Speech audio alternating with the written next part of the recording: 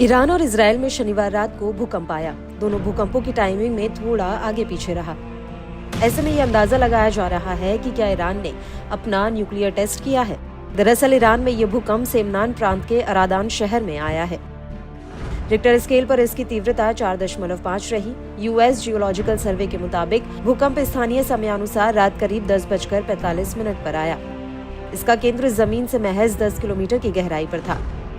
इस भूकंप की राजधानी तेहरान तक महसूस हुए, जो भूकंप के केंद्र से 110 किलोमीटर दूर है।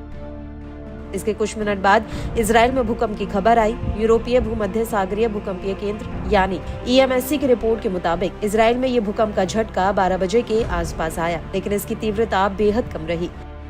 इसके बाद तो सोशल मीडिया पर इन दोनों देशों में आए भूकंपों को ईरान के परमाणु परीक्षण से जोड़ने लगे। कई रिपोर्ट्स में ये अटकलें लगाई गई है कि ईरान ने भूमिगत यानी अंडरग्राउंड परमाणु परीक्षण किया है, जिसके चलते दोनों देशों में ये झटका लगा। कोई भूकंप नहीं आया था। वहीं एक रिपोर्ट ने दावा किया कि ईरान में भूकंप परमाणु ऊर्जा संयंत्र के बहुत करीब आया। ऐसे में यह झटका भूकंप का ही था या फिर न्यूक्लियर टेस्ट का, ये कहा नहीं जा सकता।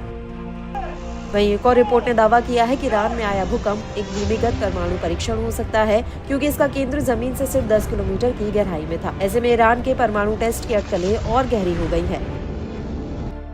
दरअसल ईरान में और इजराइल में ये भूकंप दोनों देशों के बीच बढ़ते तनाव के बीच आया है। हिजबुल्लाह नेता हसन नसरल्लाह और हमास नेता इस्माइल हानिये की मौत के बाद ईरान ने इजराइल पर 300 मिसाइलें दागकर हमले कर दिए, जिसके बाद इजराइल ने जिसका जवाब देने की कसम खाई है। इस पर ईरान ने भी इजराइल को 1000 गुना ज्यादा खतरनाक हमला झेलने की चेतावनी दे दी है।